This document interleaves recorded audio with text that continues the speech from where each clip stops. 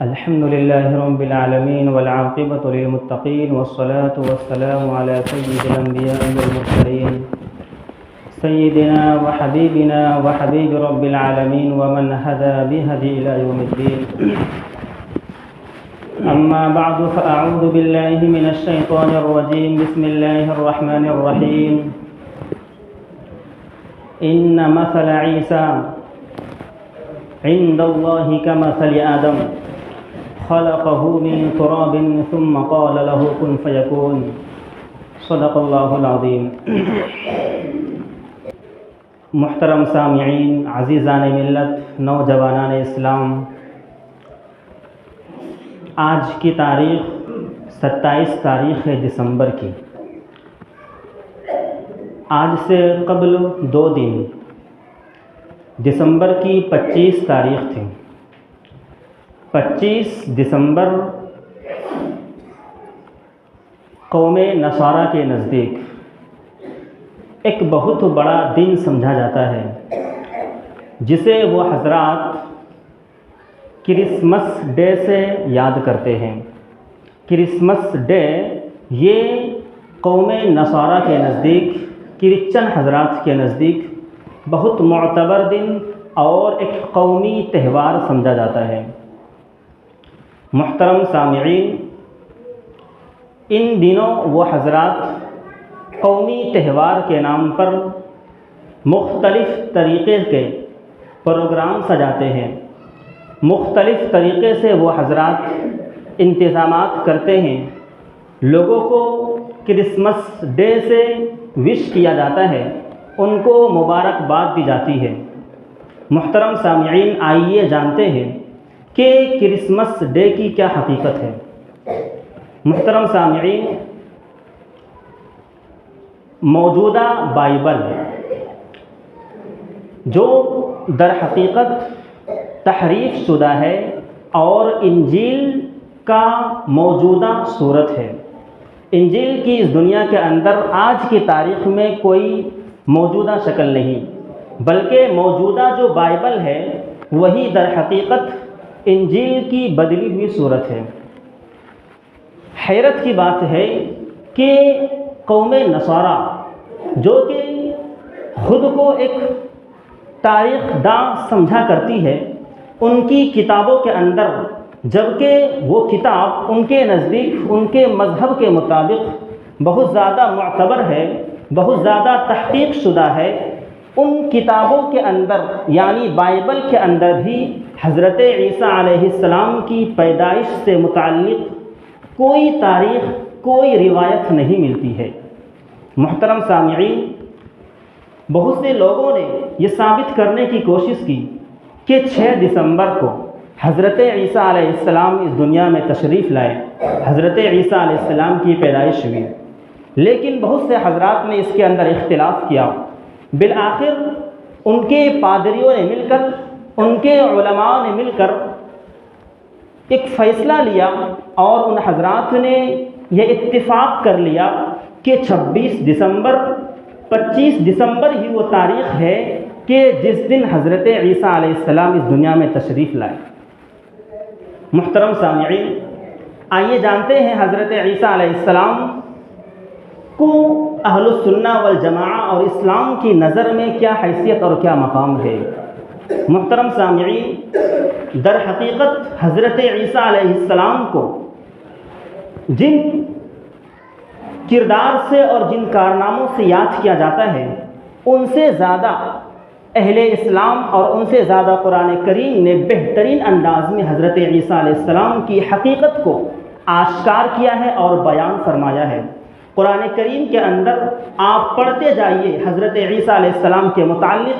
قرآن کریم میں اللہ رب العزت صاف طور پر فرماتا ہے، یا اہل الکتاب لا تغلوا فی دینکم غیر اللہ ولا تقولوا علی اللہ الا الحق. سورۃ المائدہ کے اندر اللہ رب العزت ارشاد فرماتے ہیں. اسی طریقے سے سورہ مریم کے اندر پارہ نمبر 16 میں اللہ رب العزت نے مفصل طریقے سے ڈیٹیل کے اندر حضرت عیسیٰ علیہ السلام کی پیدائش سے متعلق اور حضرت عیسیٰ علیہ السلام کی شخصیت سے متعلق بیان فرمایا ہے. محترم سامعین، حضرت عیسیٰ علیہ السلام کی والدہ کا نام ہے حضرت مریم علیہ السلام۔ حضرت مریم علیہ السلام، اسی طریقے سے ان کی والدہ کا نام ہے حضرت حنہ۔ کیا نام ہے؟ حضرت حنہ۔ حضرت مریم علیہ السلام کی والدہ کا نام حضرت حنہ ہے، اور جنہیں قرآن کریم کے اندر امرأۃ عمران سے تعبیر کیا گیا ہے۔ اذ قالت امرأۃ عمران، عمران کی بیوی حضرت حنہ۔ حضرت عمران یہ حضرت عیسیٰ علیہ السلام کے نانا ہوتے ہیں، اور حضرت عمران حضرت زکریا علیہ السلام کے ساڑھو ہیں۔ کیا ہے؟ حضرت زکریا علیہ السلام کے ساڑھو حضرت عمران۔ یاد رکھیے، سورہ آل عمران قرآن کریم کے اندر ایک مکمل صورت ہے۔ اسی طریقے سے سورہ مریم قرآن کریم کے اندر ایک مکمل صورت ہے، جس کے اندر اللہ رب العزت نے حضرت مریم علیہ السلام کے بارے میں، حضرت حنہ کے بارے میں بہت سے واقعات کو بیان فرمایا۔ محترم سامعین، پہلے زمانے کے اندر لوگوں کے اندر ایک ایسا رواج تھا کہ وہ لوگ اپنی اولاد میں سے ایک کو اللہ کے لیے وقف کر دیا کرتے تھے۔ اسی طریقے سے حضرت عمران نے بھی نظر مانی تھی، اور ان کی بیوی نے نظر مانی تھی حضرت حنہ نے، کہ اگر اللہ رب العزت نے مجھے ایک اولاد عطا فرمایا تو میں اسے مسجد اقصیٰ کی خدمت کے لیے وقف کر دوں گا۔ چنانچہ اللہ رب العزت کا ایسا کرنا ہوا کہ اللہ رب العزت نے اسے ایک بیٹی عطا فرمائی۔ قرآن کریم میں اللہ رب العزت نے اس کا نقشہ اس طریقے سے کھینچا ہے، اذ قالت امرأۃ عمران انی نذرت لک ما فی بطنی محررا فتقبل منی۔ حضرت عمران کی بیوی نے کہا کہ انی نذرت ما فی بطنی محررا، کہ میں نظر مانتی ہوں کہ جو کچھ میرے پیٹ میں ہے میں اسے اللہ کے لیے آزاد کر دوں گی۔ چنانچہ اللہ رب العزت نے انہیں اولاد عطا فرما دیا۔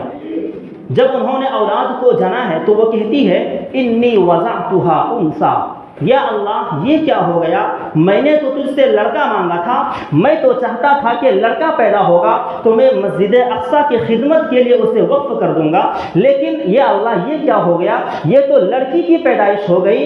اور ولیس الذکر کالانثیٰ، عورت تو مرد کی طرح نہیں ہو سکتا۔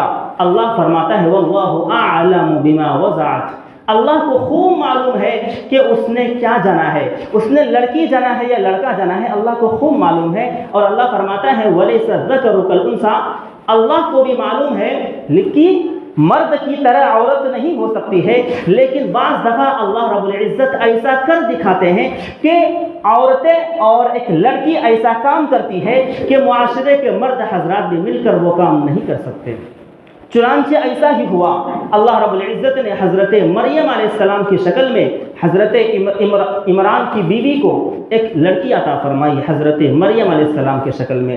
قرآن کریم میں اللہ فرماتا ہے وَإِنِّي سَمَّيْتُهَا مَرْيَمَ وَإِنِّي أُعِيدُهَا بِكَ وَذُرِّيَّتَهَا مِنَ الشَّيْطَانِ الرَّجِيمِ، کہ یا اللہ میں نے اس کا نام مریم رکھا ہے، میں نے اس کا نام مریم رکھا ہے، اور تو اس کو قبول فرما، اور میں اس کو اور اس کی ذریت کو تیرے لیے شیطان سے حفاظت کی پناہ چاہتی ہوں، تجھ سے میں شیطان کی حفاظت چاہتی ہوں کہ شیطان سے اور شیطان کے شر سے اس کی اور اس کی اولاد کی حفاظت فرما۔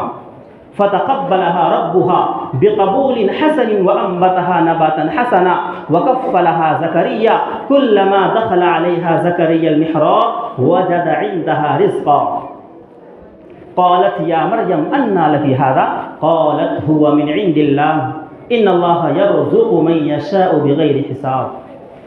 ان آیتوں کے اندر اللہ رب العزت نے وہ نقشہ کھینچا ہے۔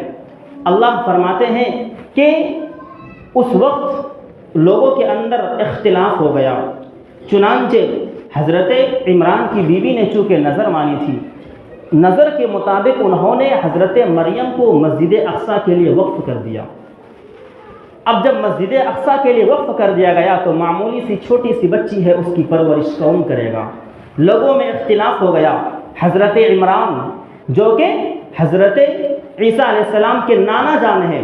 حضرت عمران جو تھے یہ مسجد اقصیٰ کے امام تھے، اور حضرت مریم کی پیدائش سے پہلے ہی دنیا سے چل بسے تھے۔ چنانچہ لوگوں کے اندر یہ جذبہ تھا، یہ شوق تھا کہ میں امام کی بیٹی کی پرورش میں کروں۔ لوگوں میں اختلاف ہو گیا، چنانچہ حضرت زکریا چاہتے تھے کہ میں پرورش کروں، اس لیے کہ یہ میرے خاندان کا ہے، یہ میرے خاندان کی ہے، میں اس کی پرورش کروں۔ لوگوں میں اختلاف ہو گیا، بالآخر قرعہ اندازی ہوئی، لوگ قرعہ اندازی کرنے لگے، اور اس کی مختلف شکلیں قرآن کریم میں بیان فرمایا۔ قرآن کریم کے اندر آتا ہے وَمَا كُنْتَ لَدَيْهِمْ إِذْ يُلْقُونَ أَقْلَامَهُمْ أَيُّهُمْ يَكْفُلُ مریم۔ لوگ اس معاملے پر قلم ڈال رہے ہیں دریا کے اندر، ایہم یکفل مریم، کہ حضرت مریم کی کفالت کون کرے گا۔ اور مفسرین نے لکھا ہے، حضرت علامہ شبیر احمد عثمانی رحمۃ اللہ علیہ نے اپنی تفسیر میں لکھا کہ قرعہ اندازی کی شکل یہ تھی کہ وہ سبھی حضرات جو توریت کو اپنے قلم سے لکھا کرتے تھے وہ قلم کو دریا میں ڈال رہے ہیں، قلم کو دریا میں ڈال رہے ہیں، اور جس کا قلم دریا کے بہاؤ میں نہیں بہے گا، الٹا بہنے لگے گا، وہی شخص حضرت مریم کی کفالت کرے گا۔ چنانچہ سبھی حضرات نے دریا کے بہاؤ کے اندر اپنے قلم کو ڈالنا شروع کیا۔